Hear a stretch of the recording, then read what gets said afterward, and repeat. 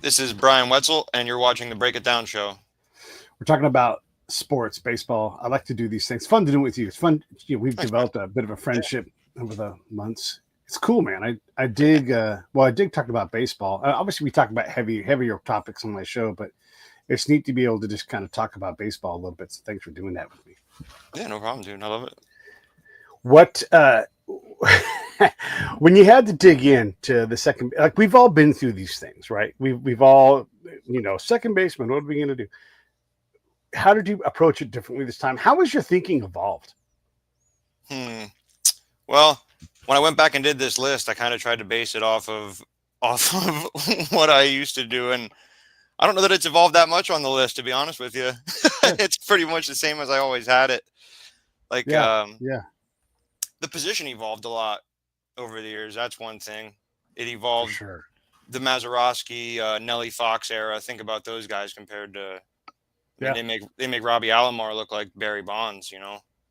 Hmm. The position changed so much. There's always new stuff to learn and take into account. And the Yeah. position, one thing I thought about was how you don't really think about it that much, but shortstop, second base, catcher, you don't really have a lot of milestones to go on. There's not a lot of 500 home run guys, 3,000 hit guys. Right. You've got a lot of defense that's hard to measure. You've got a lot of subjectivity, a lot of that stuff.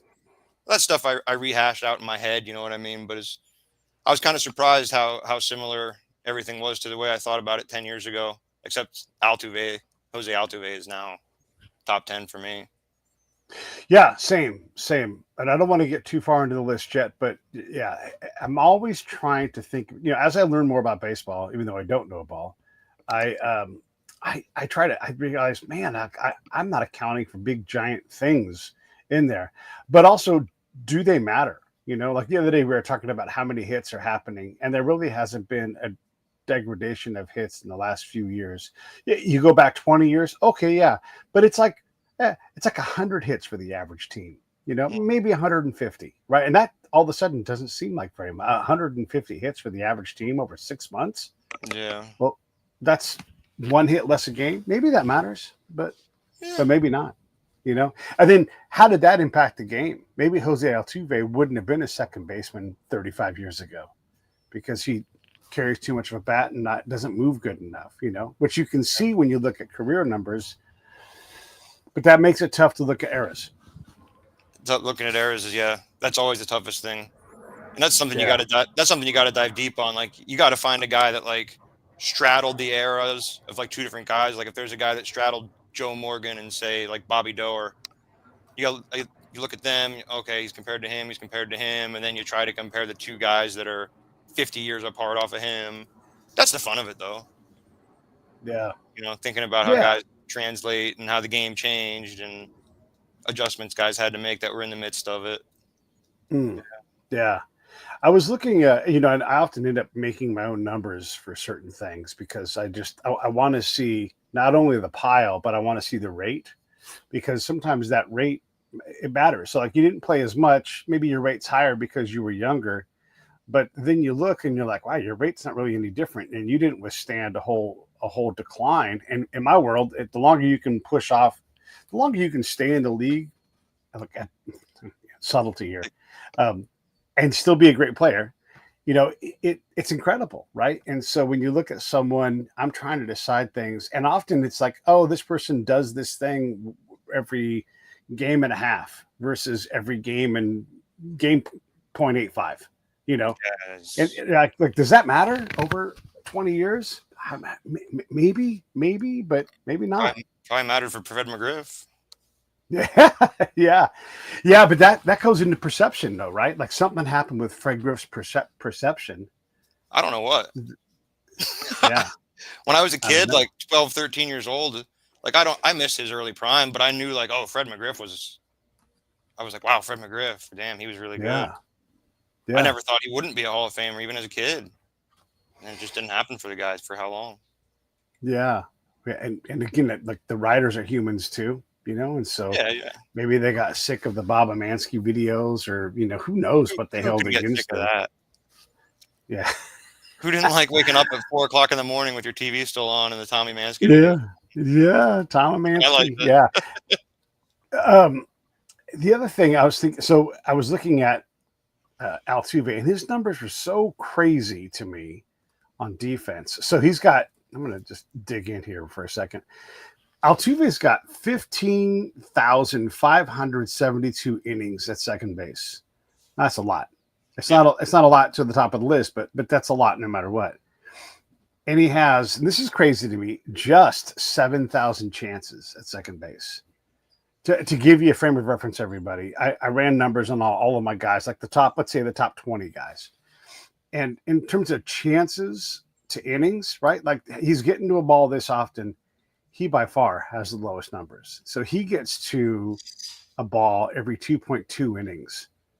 And Mazeroski, what does he do? He gets to a ball every 1.5 innings. Yeah. Less That's balls a in play, big man. difference. Yeah. Frankie Frisch, 1.4 innings. He gets to a ball. Nap Lajoie, 1.465 innings, right? So you realize, like, man, Altuve's not getting to a lot of balls. You think And that does that matter? you think that shift and Yeah. that less balls in play Yeah, I think. almost has to And, be. and maybe, is it a lack of capacity to get to balls? Or is that, I don't think so. how much of that is game? How much of that is pitching staff? Yeah, I don't know. It's hard to sort out. The Astros were pretty analytically minded. They were shifting quite a bit more. I mean, Mm-hmm. everyone was shifting a ton, obviously, but I So think why that didn't he get some more balls then? Why wasn't he more perfectly placed? Or maybe he got to the maximum number of balls and it still was only one every 2 innings. Correa was over there. Yeah, maybe. Correa was on the Yeah, other side of second base. gobbling Would them be up. my guess. Yeah, that would be my guess. Yeah, I never thought Altuve. I don't remember Altuve being criticized as a bad defender. I'm not I saying was saying he's a bad defender. I'm Yeah, saying, no, I know. I'm not saying he's like yeah, Robbie Alomar. Talk about the numbers. The numbers aren't high on Robbie Alomar's defense. The right. analytics aren't. Yeah, I yeah. am. I'm sure you probably are too. Oh my gosh, I saw him play, and I'm like, It's wow, amazing. what an amazing guy. You know? Absolutely, one of the greatest defensive second basemen ever. Yeah. Yeah, So going to that thing, I also looked at again. This is dependent upon a lot of things. The field itself, you know, like Sandberg plays on a long grass field in Chicago for most of his career, and you know, I don't know. I mean, think of anybody. Tommy Herr played on a tight carpet in St. Louis, you yeah. know. Parking So lot. right, yeah. So who got to more double? And I didn't look at Tommy Herr, but I'm just thinking of someone who played on turf. But when I look at, well, for example, when I look at a Jose Altuve, he doesn't get to a lot of double plays. You know, he's pretty low in that measure too. He's not the lowest, but it's 1 point every 15 innings. And Eddie Collins, he's beyond that. He's like 1 point every basically 19 innings. Eddie Collins was turning a double play. That seems impossible, but those are the numbers. I, I'm. Oh, maybe I'll get to it later. But I think Eddie Collins. I think Eddie Collins is pretty overrated all around. Dang. Wow. That's bold. Bold. The only guy that has 3,000 hits from that position, and it's way over 3,000 hits. You're like, overrated. I think he's a little bit overrated. Always Yeah. have. So let's talk about Altuve then. So I have Yeah. him in the top 10, just like you. Let me see. Where do I have him? And you tell me where you have him. It's So funny you Jose brought up. Altuve, I have I'm him sorry. Go ahead. number Dude. 7. That's where I have him. Number 7. Me too. Oh, clever. I bet we got there on different paths, though. Oh yeah, probably. Yeah. What did you do about cheating? Nothing. Nothing. Yeah. I I'm don't know, kind of the man. same I way. don't really care about it that much. I never did. Yeah. I don't know. I was surprised. I don't know how much people cared.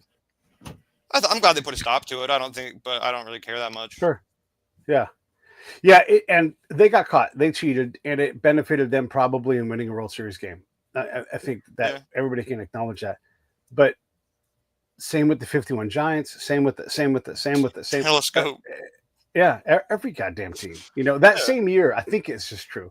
That same year that the Astros got popped, the Dodgers were using a laser marker beep to position players, and the league's like, knock that shit off. Don't do that. Yeah. That's cheating, right? I didn't know that. Yeah. I don't mind. They were using electronic means to do things or whatever. I think that's what happened. How different is that But, than Connie? How different is that than Connie Mack holding his scorecard up to move the what? He'd hold the scorecard up and then move it this way, and the field would move. And so what if he's a yeah, loser? I don't know. I don't care. I don't know. Yeah. It's Yeah. cool. I didn't know that. I don't know. Yeah. and and who hasn't tried to steal signs? Who hasn't tried to communicate that? I mean, Kenley Jansen balks guys to third on purpose to Yeah. protect his pitches. You know, so it's that ubiquitous. You think Cal Ripken didn't steal signs? Yeah. That's Saint Cal, dude. Saint Yeah, Cal never stole never signs. did a steroid ever. Was completely clean, stayed healthy all that time. Yeah, Yep. and maybe that's all true. I don't know. I don't really care. That's the thing. Yeah. No, Cal Ripken's beloved around here, where I live, dude. Everyone loves Cal. Sure. Well, he's lovable. Yeah. It's like a hot chick being attractive, and so you're attracted to her, and so you act like you're attracted to them, and it's like, yeah, he's a wonderful dude, right? Like whatever. Yeah. Until we find something that's actually horrible about him, and hopefully No, not. not gonna happen. Any more thoughts on Altuve?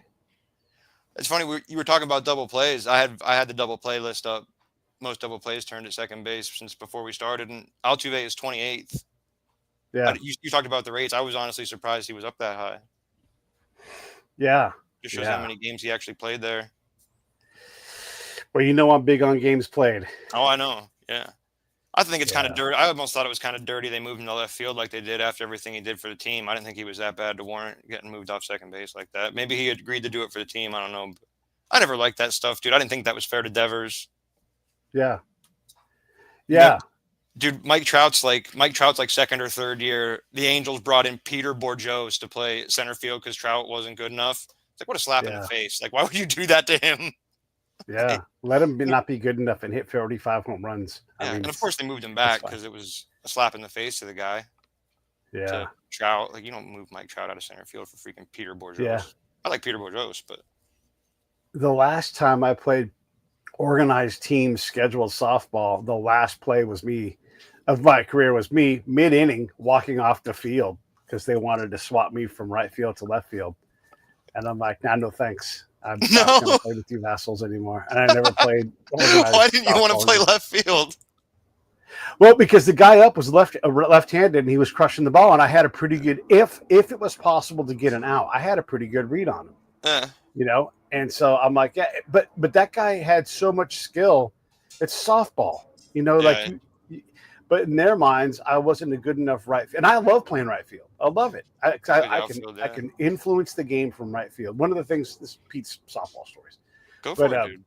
I would pinch. I would pitch hard, and I would let them know I'm going to try to throw you out at first base. Yeah, And I did one time, nice. but um, I would see them switch their feet, and most dudes can't switch their feet and actually hit the ball over my head. Yeah, It, not because I'm fast, I was, but because they can't actually do that. They actually can't drive the ball to right field, and so they right. hit the ball to the exact same spot because the mechanics for them wouldn't work that way. And so I would get them to hit in a worse position, and it routinely caused a kerfluffle for the other team. Like, stop trying to hit it to right field. You know, you hear all that stuff screamed out. I'm like, I'm impacted. I'm like Ricky Henderson. I'm impacting the game, and I'm not even playing that part of the game. You know, this is dumb softball stories, but yeah, this stuff matters. And so yeah, when they wanted to switch me, I was like, no, thanks. Like, you know, if you wanted to switch me before the inning, great. Not in the middle of the inning. No, I'll just walk to Yeah, the yeah. other side. I'll just walk out and walk off. I'll see you all Uh, later. no, dude, my life is softball stories. Is it really? I Tell me mean, yeah, what. dude, I play softball all the time. yeah, Yeah, yeah, I love a good softball yeah, story. yeah. Softball's funny. We tried everything on our team. We tried drinking before the game, drinking before and after the game, drinking after, of course. And we struggled to put together because on me, I had to like put together a good team. But after about 3 years, we finally had a pretty good team. But by then, all of our lives had changed enough that era was over, you know. Yeah, And so we had to all kind of move on to new things. And I don't know that any of my friends played after I stopped compelling them to play. dude, you wanna hear a quick funny softball story, dude? Where I live, Central Pennsylvania. Half Yeah. our league is Amish. Oh my gosh. Half the league is Amish Yeah. guys, dude. And let me tell you what, they don't stop. They do not stop. They run those bases, dude. It's like Ty Cobb running the bases, man. They are Yeah. relentless. And then Yeah. none of them have fundamentals. Like they're all just doing whatever, stiff arming fly balls and throwing like Yeah. this. But they're animals, Yeah. dude. They can rip it, and you got to field the ball and get it in because they are freaking ripping. And does everybody wear a Nick Kurtz jersey now? No, not yet. Not I yet. think Not yet. all their favorite, their favorite player, everyone's favorite player is Cap Anson. They only know the 1800s, dude. That's all they know. That's funny. Yeah, they But got yeah, the they're full fun to play beard against. thing. It's crazy. People don't know Yeah. they do that, but they are big softball players, dude. They go to tournaments and stuff. Amish or That's something funny. else. When I was running my team, I got one of the dads to come out. Just it's kind of fun to get the dads to come out and everything. And this guy Tony's a lawyer. He's like, I'll play, but I'll only play if I've got a big heavy wood bat. Otherwise, I don't care. And so we got him just a log, and all he did was hit soft line. He hit line drives into the outfield and stood on first base. Yeah. And just wore people out. And he wasn't any kind of good or nothing like that, but there he was at first base all the time. Did you Wasn't say Arias? Arias or Rising? Like he hit it with all that backspin. I thought you meant like he hit it with all that backspin and just was like Arias. Guys, yes, dude. Luis Arias. He just like donk. And the bat was so heavy it would resonate like a sound, bong, kind of thing. And he would run down to first, and then sometimes if he wasn't feeling up to it, we'd sub him out with a runner. But most of the time he ran it himself. He still had some pride. Yeah, more than most guys. Yeah, that's funny. When you okay, so we did a rise. Okay, so Eddie Collins, you have him as being underrated. Where do you have him at? Do you have him on the list at all? Yeah, I have him 8th. I mean, you got to give the man some respect. I think I read his biography years ago, and I don't necessarily like this about myself, but I don't like the guy at all. Like I didn't like. I read about him. I was like, man, this is not a guy that seems like I would like. But anyway, on the field, like he gets a great reputation for defense and everything. But when he came up, Mac tried playing him everywhere. He couldn't play shortstop, couldn't play third, couldn't play the outfield. So he just kind of threw him in there at second base because that's where he could hide him. And he was the captain of the team. Like that book, his biography is really good. They talk about the Athletics infield defense, the rotations on bunts, on double steals, on all this stuff. And Collins always rotates to the back of second base to back up the shortstop and shouts out instructions on where the other base runners are going. Which, don't get me wrong, dude, Eddie Collins is a great leader. That's a lot of responsibility. The man, was a team leader, but he wasn't in there because he wasn't that good of a defender. You know what I mean? He wasn't that great with the ball in his hands on defense. I think his defense is really overrated. And I'm as critical of analytics as anybody, dude, but I'm not a fan of the sack bunt. Like, and he yeah. And back in the dead ball era, it was more necessary. But there were even guys back then, like John McGraw hated the sack bunt. Like there were guys that weren't sack bunting even back then, really. And this is an argument in favor of the janitors and plumbers thing. There just were more janitors and plumbers back then, and so you could play on your city, tinsmith league, but that's one of you could pick it, but that's it. I think that's one of the great misconceptions about the history of pro sports, dude, is they always made a shitload of money, dude. They didn't need off-season jobs ever, dude. Ever. Right. Not even in 1871 did they need them. They needed them because they were living life in the fast lane like rock stars, dude, and out living the nightlife hard. Yeah. That's why jobs. For sure. And also they were throwing a ton of money at them. Hey, do you want to work this in the off-season? Do you want to go make another 10 G's, way more than you're making on the field. But they didn't need I mean, that's why the Pacific League thrived. They just made a shitload of money in the Pacific League. Yeah. Like, why am I going to go out east? I hate it out there. Are you going to talk about your boy Tony Lazzeri? Nope. Pacific League. Oh, come on, dude. He hit like 60 home runs out there. I know. He was great. He was. Yeah. But you're right, though. The money thing, it was different. They made a lot of money then. They make a lot of money now. But it was a lot of money, dude, especially for the time. Well, there was less money in the game back then. I mean, now like there's Shohei Ohtani. It doesn't cost hardly, and forget the $2 million a year thing. There's so much money in Japan to pull out of it. You can obviously afford $700 million. That's no big deal,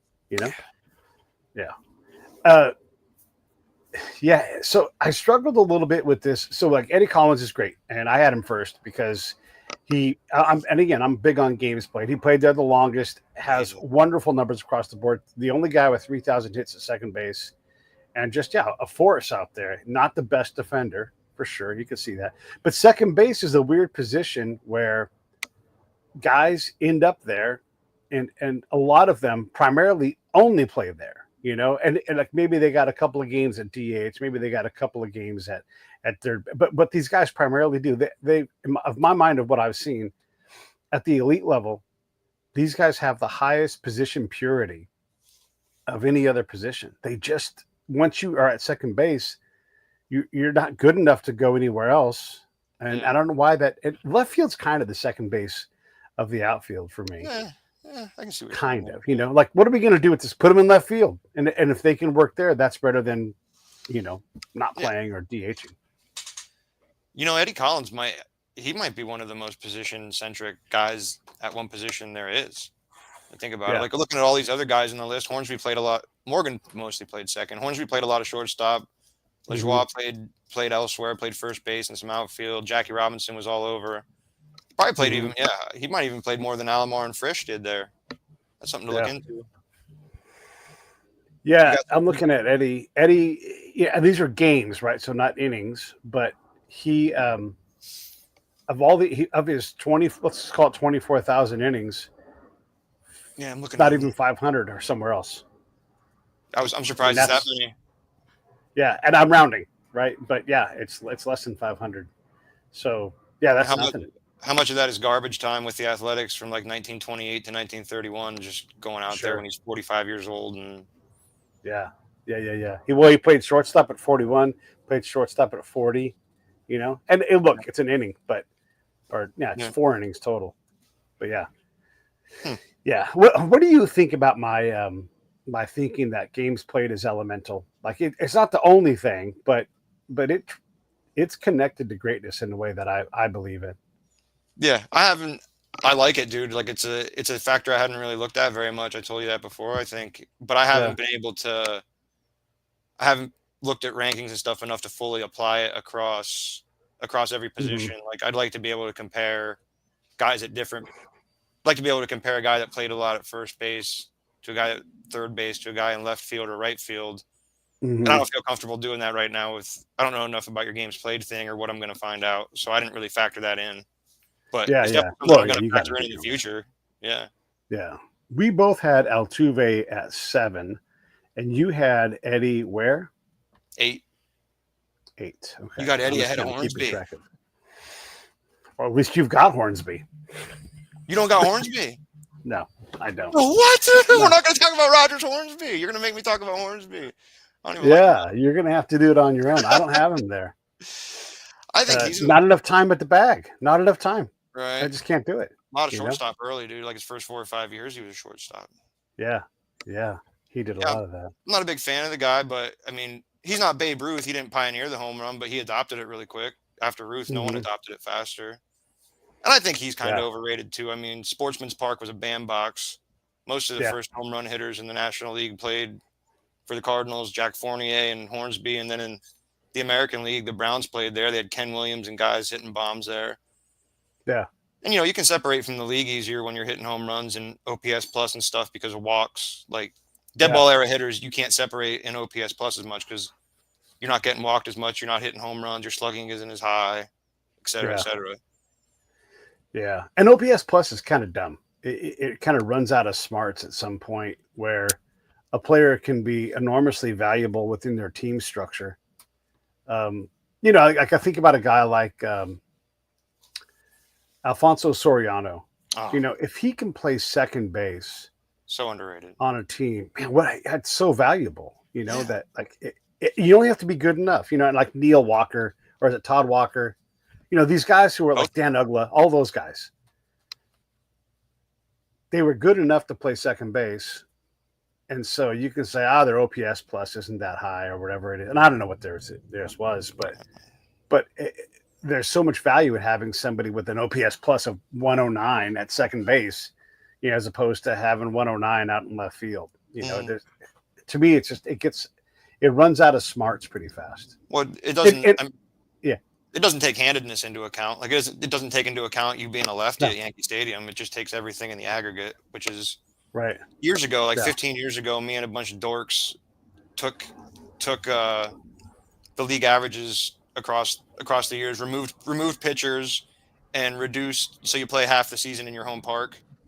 We reduced the home park to the amount of times you play in away stadiums so all the stadiums were played in equal, and figured out and sorted them by handedness too. Like 5 or 6 of us did this, sorted all the guys out by handedness and all this stuff, and came to the conclusion that a guy like Joe DiMaggio lost 15 to 20 points of OPS plus because he was a righty in Yankee Stadium and couldn't hit home runs there. Sure. Yeah. And that's something that's huge, dude. 15, 20 points of OPS plus on Joe DiMaggio is a big deal, dude. That changes the way people look at it. People go by OPS plus and shit a lot, dude. Yeah. And it's bad. It's bad for Negro leaguers, too, dude. You should not be using OPS, believing in OPS plus for Negro. It's not even park adjusted for Negro leaguers. I hate that. How about sleeping on the bus adjusted? You know, like Griffey sleeping in the dugout. Yeah, I mean it's OPS plus is a fun number. I also have struggled with, I don't care how good Aaron Judge is, he's not 2.5 times better than the league. You know, like that. It just, dude, I don't know. He might be. He might be. Oh man, he's pretty. He might be.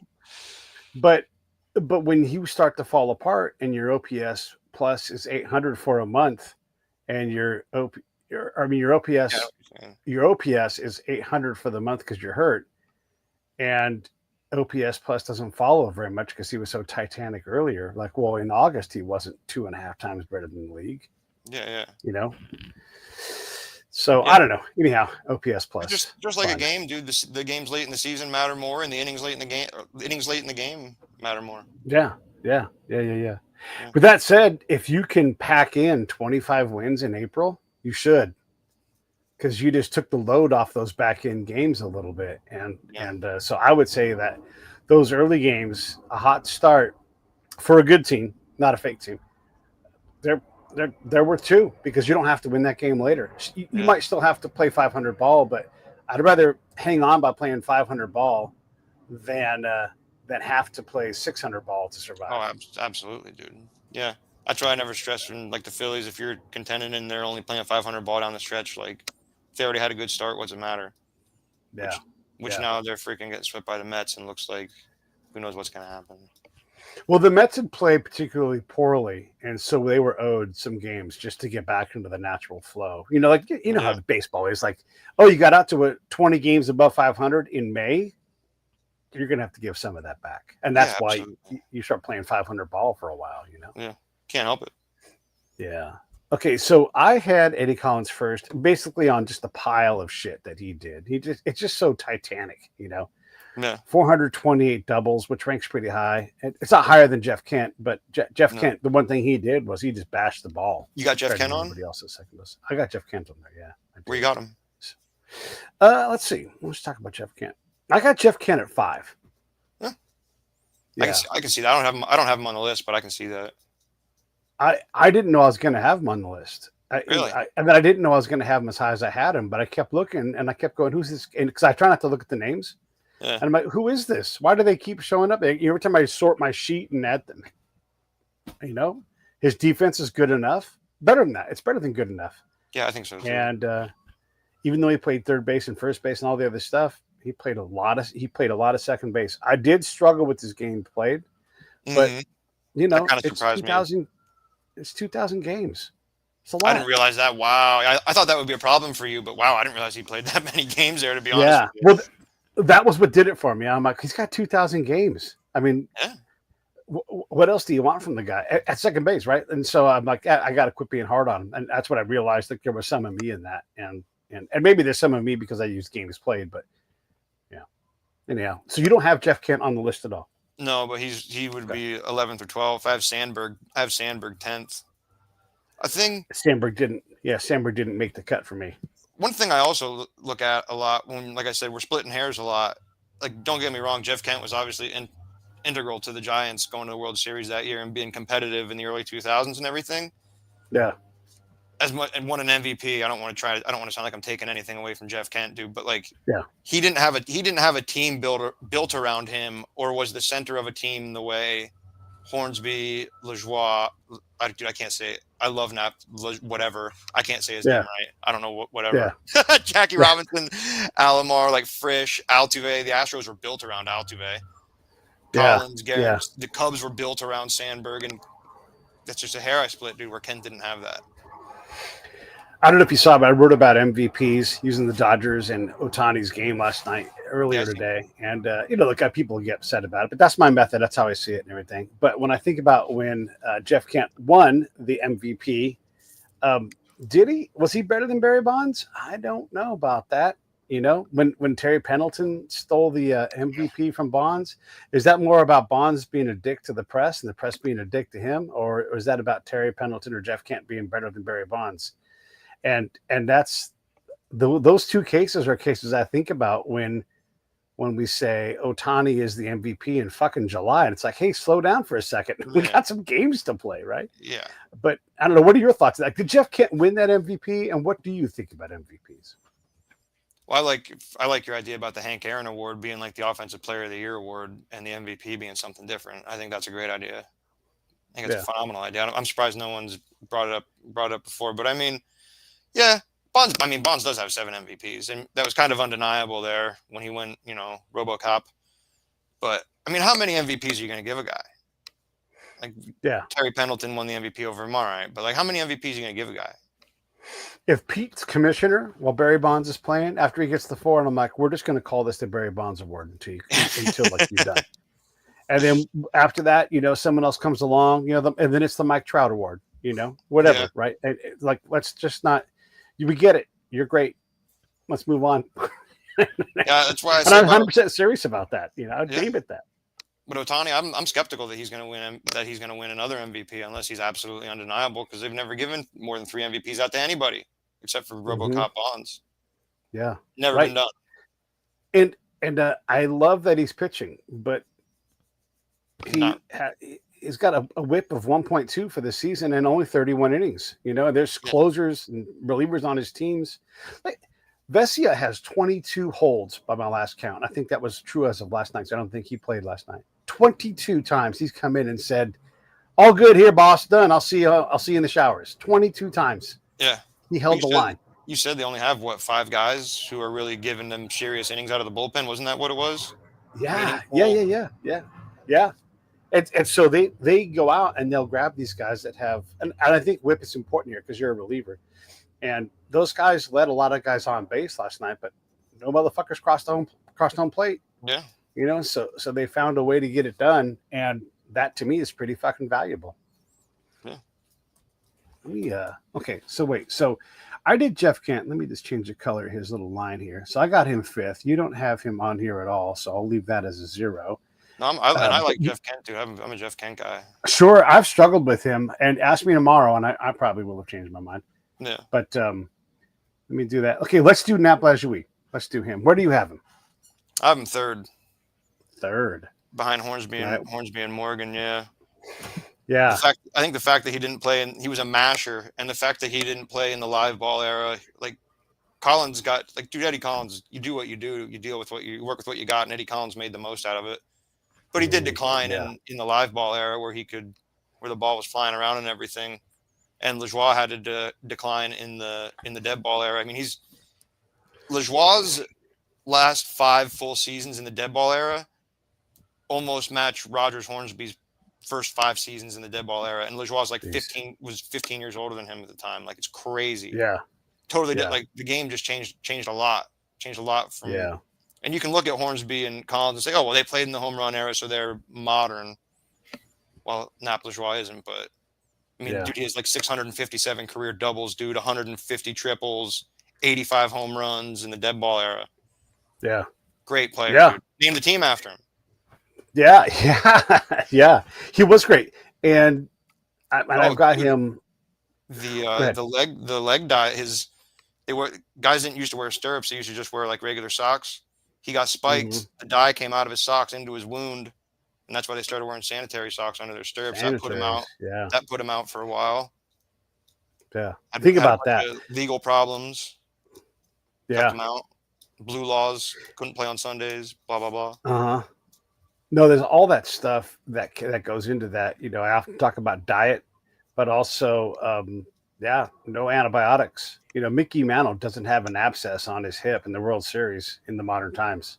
Right. It just doesn't happen, And how many dudes? I mean, they did a lot of things to treat these guys, but it was just sort of trial and error. It wasn't modern, obviously, but like an IV, people weren't getting IV. You get an IV all the time recovering from a base, but you go out there and you get hot, you get an IV, between innings or whatever for a few minutes or something.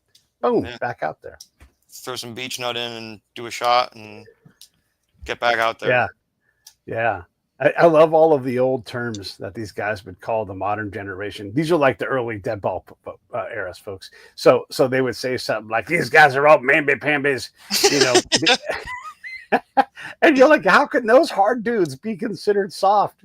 Back then. But for sure, over time, like how hard you had to be to play back then.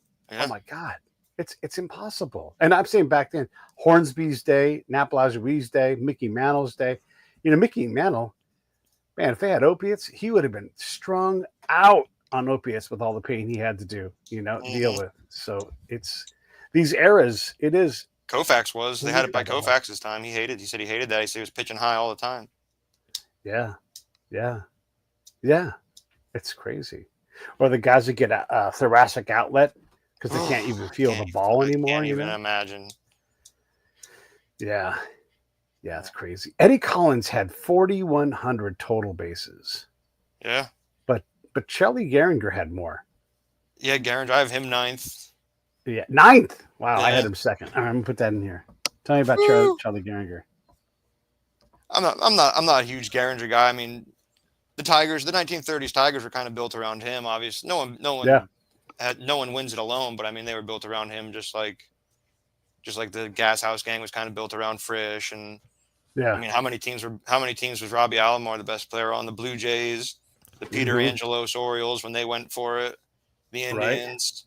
Right. I mean, just building teams. Maybe on the Padres, maybe not, but close enough. Yeah. The mechanical man. Yeah, one of the best infields ever. He had 4 guys that had 99 RBIs in that infield. Mm-hmm. Him, Greenberg, Billy Rogel, and who was a third baseman? George Moriarty or something. Charlie Gehringer also was. He has the highest of the guys that I selected to look at in the later rounds. Highest OPS of all those guys, 887. Yeah, and although OPS isn't perfect, that's a pretty fucking high number, especially when you're looking at the very best second baseman ever. Obviously, I don't have Hornsby on my sheet because he didn't make the cut. But it's pretty incredible. It's funny. Bill Mazeroski made the cut, and his OPS is .668. So, most double plays turned of all time. Shit, by a lot. And dude, who was his shortstop? Oh yeah, I don't know. Dick Groat was there for a little bit, but I don't think Dick Groat was. Maybe he was good. These other guys on the list. I mean, you have Nellie Fox with Luis Aparicio, Whitaker and Trammell, Bobby Doerr, Johnny Pesky, Joe Morgan, and Concepcion, Charlie Gehringer, Billy Rogel, Robinson Cano, Derek Jeter. Alomar had Ripken, and who else beside him? Vizquel. Mm-hmm. I mean, all these guys have great shortstops next to him. Bill Mazeroski, I don't know. I literally do not know who his shortstop was. Who's he turning these double plays with? Yeah, that's how good he was. That's how quick his hands were. That's how quick he got to the bag. That's how quick he pivoted. I mean, just tremendous. It is remarkable, right? When you think about that tandem, and then who's playing third base, feeding the ball, because he didn't care about that either. He was just going to get rid of it and lickety split. I mean, he is one of the guys, probably more so than Ozzie, who made it on being great at defense. Yeah, unbelievable. And if you wanted to have a second baseman behind you, I would take that. This is why he made my list. I would take that double play machine and get my bat somewhere else. Mm-hmm. I'll be all right. Absolutely. I mean, that gives your pitcher some breathing room. That's all right. Billy's got me. Yeah. It's crazy. And we don't see as many double plays today because the game's different now. But back when that mattered, he was going to kill innings all by himself. Let me look at this number. That even mattered before the glove. Even the double plays mattered when they were playing barehanded, dude. That was a big part of playing second base. Always. He is almost 100 double plays better than Nellie Fox, a noted double play monster. Mm-hmm. And then the list goes down by another 100. Yeah. So if we acknowledge Nellie Fox's greatness at playing second base, the next closest guy is 200 double plays away. 200 double plays away is a career for some guys. Not gonna lie, I didn't expect to see Willie Randolph third on that list when I looked it up earlier today. Yeah. I didn't Willie. expect that at all. Yeah. Who was his shortstop? Yeah. Bucky Dent and who else? I don't even know who the Yankee shortstop was then. Just a bunch of dudes named Chris, Yeah. whatever. Yeah. Yeah. It's yeah, I mean, whoever was standing there, right? He did have Nettles feeding the ball from third base, True, but yeah. and listen, you want to talk about the guy who had the most double plays ever in a season? That motherfucker right there could turn him. So he and Willie gobbled up some outs. Yeah. That's crazy. All right, so did you have Willie Randolph on your list? No. He didn't make top 10. Okay. No. I got after you got to start saying his name right. Lajoie. I say Lajoie. I A love little the guy. harder on that His E. name right. Yeah. I've said it 5 different ways in my life. It's all right. I got Jackie after him. I could not. Hard to I project wanted really to, but I couldn't do it. Yeah, I know. I know how you feel. I love Jackie Robinson. Yeah. And I thought so. I'm willing to bend my rules, right? And I really wanted to bend it for Jackie, and I wouldn't have had a problem doing it. But I'm like, I just don't know, because on these lists, it's just no holds barred. Like, what did you do at second base? Yeah. And I couldn't. There's just not enough games there, right? And it's messed up, but it's always going to be messed up. And me ranking him higher, and then at one point I thought, well, he'll just represent all the Negro League players. And then I thought, no, because he still didn't. When he was a player, he was challenged enough at positions for whatever reason, even if it was skin color, that he just didn't play any position very much. It's like Junior Gilliam just didn't play one position enough to really be ranked anywhere. And he's one of the greatest ball players of all time. And I say that everybody have some subtlety, but yeah. Yeah, I didn't have any Negro Leaguer make my list on this position either. Yeah, it's just so hard when there's a guy playing 2,000 games and then you've played 1,000. Yeah. It's just, it's tough. Yeah. Okay, so you had Jackie. Where'd you have Jackie? Oh, Jackie is 4th. Then I got Robbie Alomar 5th. And then I got Frankie. I'm doing Jackie right now. 4th. And then you got Robbie Alomar where? 5th. Okay. 5th. I had him 4th. Let's talk about Robbie Alomar officially so we can make sure we check that off. Robbie Alomar. Okay, Gehringer we talked about. So let's get him out of the way. I talked about Mazeroski, so we'll take him off my list. He didn't make your list at all, right? Nope. Okay. Make sure I get all your guys. Okay, who do you want to talk about? Alomar? I think we talked about Alomar, didn't we? Kind of. Yeah. I've said all I want to say about him. If you want to talk about him, talk about him. I'm down to talk about whatever. No, I mean, he was like Fred McGriff, and they sometimes played together. He was a difference maker. If he came, your infield was going to be better. Yeah. And he was a guy that would put you over the top. He moved around quite a lot. Probably was a handful in the dugout, but we don't care about that here. Yeah. And he played a long time, 10,000 plate appearances. It's a long time. That's at second base. That's at second base. Yeah. That's not full career, But I think he's pretty pure on his position. I don't know that he played much anywhere else at all. I don't think so. Maybe a little shortstop young. Yeah. But that was the thing, right? He didn't have the arm for short, so he didn't play very often. Let me look that up. Say something else about Robbie Alomar. Great baseball fan. Yeah. Yeah. Sandy Alomar Jr. looked like he might have been making the Hall of Fame when he was young. Couldn't stay healthy. Some pretty, yeah. So apart from 23 games at DH, which we don't know if he played the whole game, but we'll assume that he played most of them. He played 41 innings at shortstop. Wow. All the other almost 20,000. So 19,876 innings at second base, 19,000 total in his career. So 41 extra innings over there, and then whatever time he had at DH, because they don't list that by innings. But yeah, that's pretty damn pure. Yeah, I didn't realize. Okay, go ahead. No, I didn't realize he was quite that. I thought he played more shortstop as a kid. Did you have Robinson Cano on your top 10? No. It was pretty easy with the PED stuff. I was like, I don't need to include him. I was never a big Robinson Cano fan. Yeah. I struggled with it. And then I realized, I'm like, if I'm not going to put Jackie Robinson on the list because I'm not going to bend my rules, I'm not going to make an exception, Robinson's going to get in. He played in the era that he played in. He was really damn good. He was. He also liked them PEDs. Yeah. That just made it. I don't know. That just made it easier to keep him off. And I was never a fan of the I guy. I hear don't you. know. Yeah, I I don't think blame you. And go ahead. I think it's cool he's playing in Mexico and he's collecting a lot of career professional hits. You know what I mean? It's not like his Mexico hits are Yeah, gonna matter to the Hall of Fame, but it'd be pretty cool if he got like 4,000 professional hits. yeah, yeah. And maybe Mexico will matter one day. As we decide that major leagues are different things, different people. But yeah, professional Yeah, hits are professional hits. And he had one of those weird careers. A lot of second basemen have this, where they get to a certain point and then crater. And he got into trouble, and he wasn't the same player, but he was still a really good player for a long time. So it's tough with the tough PED position. thing, but A lot of wear and you tear, know, getting beat up. yeah, yeah, yeah. I guess I should ask you, and you'll be happy to hear this. Someone who made my cut for consideration, but did not make it on the list, and came very close a couple times, a couple different ways, was Chase Utley. And Mm, I think Chase Utley's borderline. I'm not against him at all, and if he gets in, I'll be super stoked for him. So let me just say that up front. But I did not have him on my list in terms of top 10. Where do you oh, have him? I didn't even consider him. Okay, why?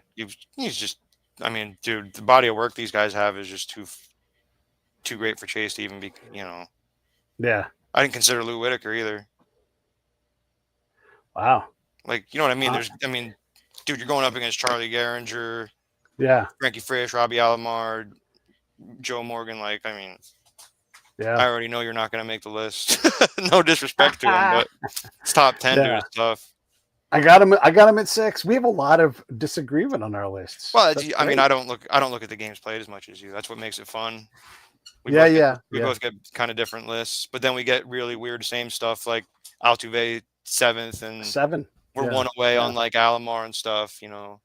yeah, yeah. Somehow we come Well, to and, the same and conclusion. where do you have Whitaker? I mean, did you? I don't know if you ranked him after 10, but did you have Whitaker anywhere in there? I didn't go after 10. I have in my life. I Hmm. have before. I'm sure somewhere buried in a baseball almanac Hmm. form from 2008. I have a list of 25 second Yeah, basemen, but I he couldn't dig that um out.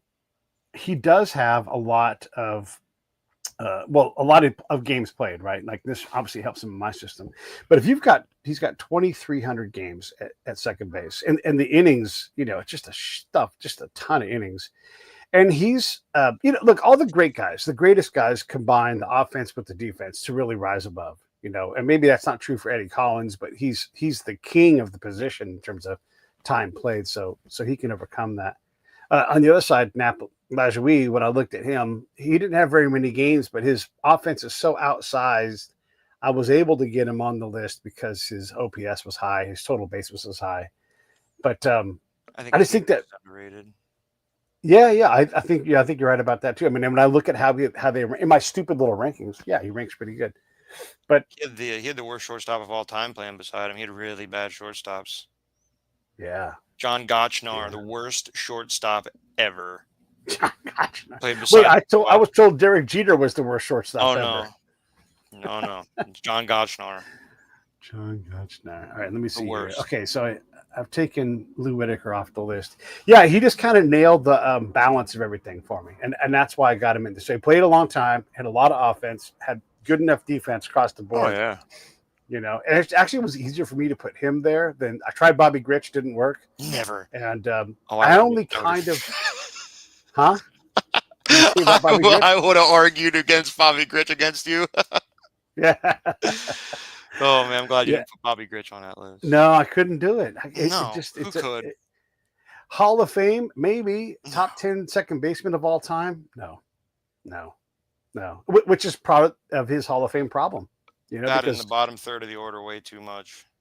yeah, yeah, yeah.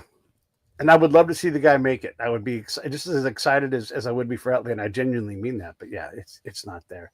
Did you have Bobby Dorr on your top 10? No, that guy's so overrated. He's a Oh Fenway man, product. I had him at 8. What I a love him, dude. I love him, dude. One of my favorite baseball books is the Teammates. Him and Williams and Pesky and DiMaggio. Like, I love those guys. They're awesome. But he's a Fenway product. Him and Pesky yeah, were a great double play combo. Don't get me wrong, they were. But yeah, yeah, just too much yeah. of a Fenway product. The splits are Okay. crazy. His splits are crazy. They are. They are. And this is what made second base hard for me, because you could talk me out of Bobby Dorr. Like Yeah. He for sure did well at Fenway. So did Mel. Melot did great at the Polo Grounds. There's these players that jump up. I couldn't wrap my head around not including him, but if I had another hour, because when I started this thing, I just didn't. Ultimately, I didn't do as thorough of a job as I might have. So I might have changed it. Maybe I put Biggio on there or something like that. But Yeah, it hurt. That yeah, hurt my heart, dude. Not having Craig Biggio on there. I love Craig Biggio. what made him not make it for you? Well, I chose Sandberg and those guys over him because, like, not saying he was definitely part of rebuilding the Astros, but he wasn't. They didn't build the Astros around him like the Cubs did Sandberg or Yeah, the fair Astros enough. did Yeah, Altuve.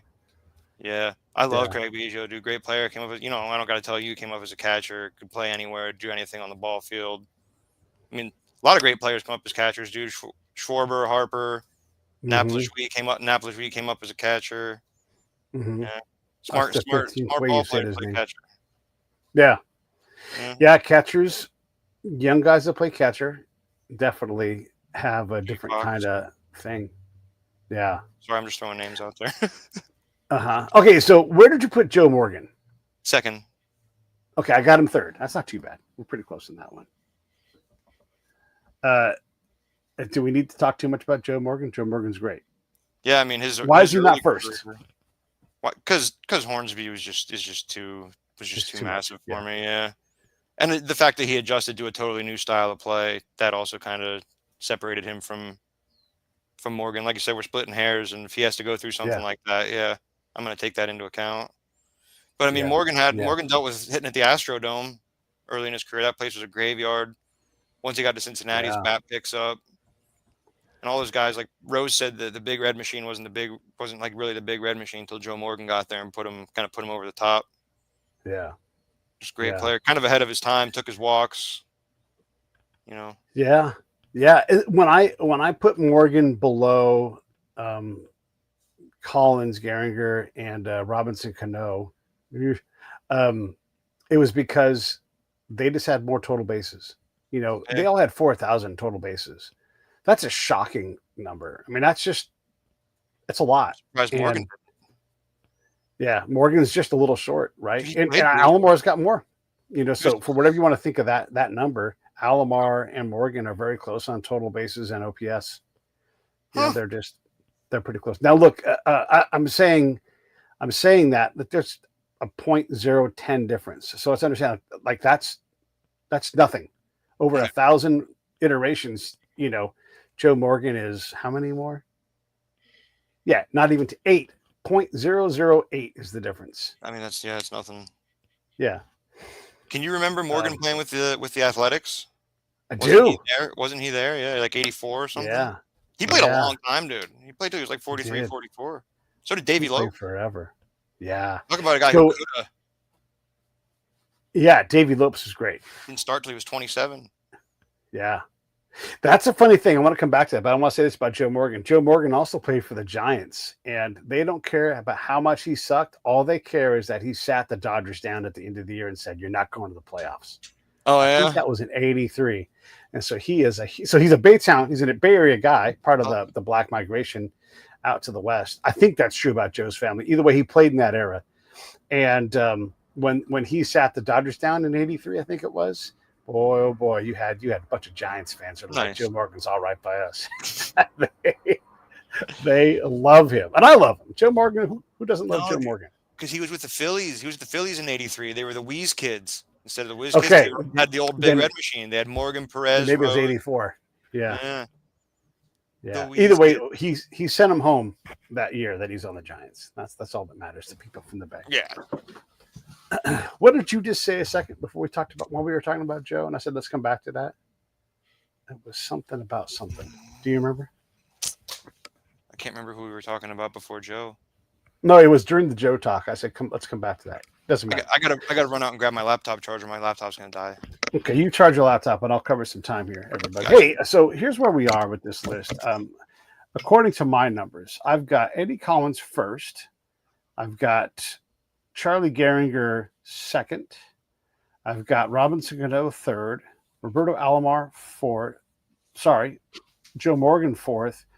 Roberto Alomar fifth. Jeff Kent is 6. Hang on. Do I have 11 guys? 1, 2, 3, 4, 5, 6, 7, 8, 9, 10. Oh, look at me cheating. Anyhow, I see why. Because okay, never mind. I'm counting the wrong things here. 1, 2, 3, 4, 5. Yeah. So I have Collins first, Gehringer second, Cano third, Morgan fourth, and really I had Morgan, Cano, and Alomar all kind of in the same packet of people. Then Kent, then Whitaker, then Altuve, then Doer, and then Mazeroski. Those are my 10. I think the only guy that's really, really great we haven't talked about is Frankie Frisch, the Fordham Flash. Yeah, the Fordham Flash. He made the huh? No, sorry, my shit was kind of cutting a little bit. Go ahead.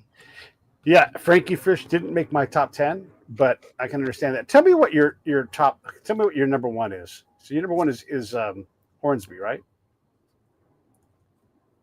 Yeah. Hornsby, and then your number 2 is Joe Morgan. Yep. And then your number 3 is who? Nap Lajoie. The man whose name I can't pronounce. Nap Lajoie. Yeah, Lajoie. The Naps, the king of the Naps. And then 4 is Jackie Robinson. Great. Nothing wrong with that. And then number 5 was Roberto Alomar, which we're kind of close there. It's basically the same number. And then number 6. Who was your number 6? Frankie Frisch? That's Frisch. Okay. Frankie Frisch at 6. Yeah, and like, how are you going to complain about that? Frankie Frisch is great. Traded straight up for Rogers Hornsby and was the better end of the deal. Yeah, how about that? You guys say that, dude. Probably the greatest 1-for-1 trade in baseball history. Has to be. I can't think of anything else. Yeah, because you'd have to trade 2 Hall of Famers, good Hall of Famers at that too. Because Hornsby was such a dick. Yeah. Yeah. There's something about those guys who are great. A lot of them have that in them. Cobb is kind of in that boat. Frisch is in that boat. Bonds for sure is in that boat. Randy Johnson. These guys are. I would say Clayton Kershaw is a modern version of that.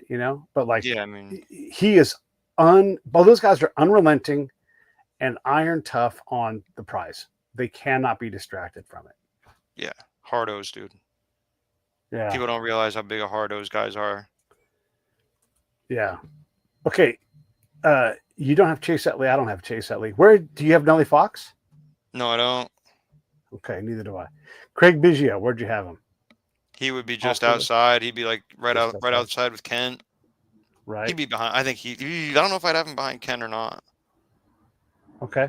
That's tough. They're two very different players playing the same position. Yeah. You don't have Cano at all. How about Sandberg? Where do you have Sandberg? 10th. That's fair. Altuve 7. Kind of where I had him, but I just couldn't quite get him on the list. Yeah, he was choosing between him and those other guys, man. Like I said, I chose him because the Cubs built their team around him in a way those other guys didn't have a team built around them. They got Ryan Sandberg, and next thing you know, they're freaking the NLCS against Padres. They had a well-built team. I mean, Dunston was always going to hit close to 300, 285 to 305. Grace, same thing.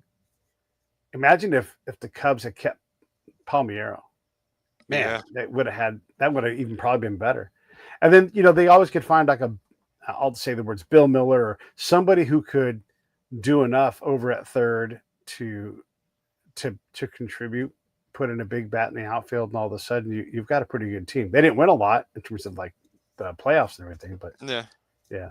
They went back again in 88? They went back to the NLCS. Yeah. Late 80s, they were definitely in the NLCS. I think they played the Dodgers in 88. Yeah. They didn't play in 88, it was the Mets that went. Oh, yeah. Yeah. That went 7 games. That was exciting. Yeah. But I know they made But in 84, when they went, Leon Durham booted a ball through his legs, just like Buckner. Yeah. Yeah. The Cubs were good in 89.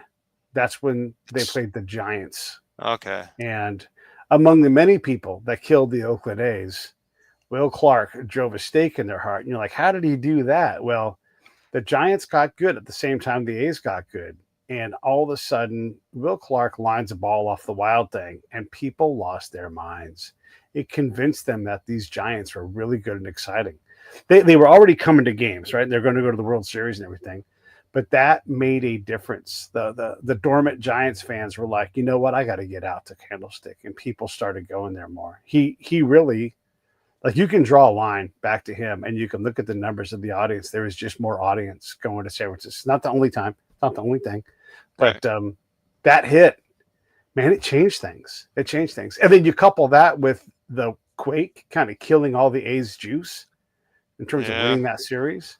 And then they get swept by the Reds. And so they just had this nexus right then. And the center point of that nexus is Will Clark lacing a line drive off of Mitch Webster or Mitch Williams. Mitch Williams, man. Who didn't lace a line drive off Mitch Williams?